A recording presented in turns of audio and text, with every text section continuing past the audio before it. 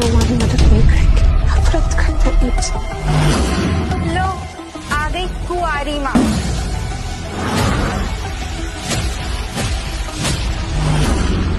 Sorry sorry बोलकर बच्चा कर लिया। समरजीत ठाकुर, इसकी नाजायज औलाद इसके ही पेट में मर जाए। किसी को ढूंढने आया हूँ। किसे? अपने बीवी को। मेरी जीतू से तुम्हें शादी करनी होगी।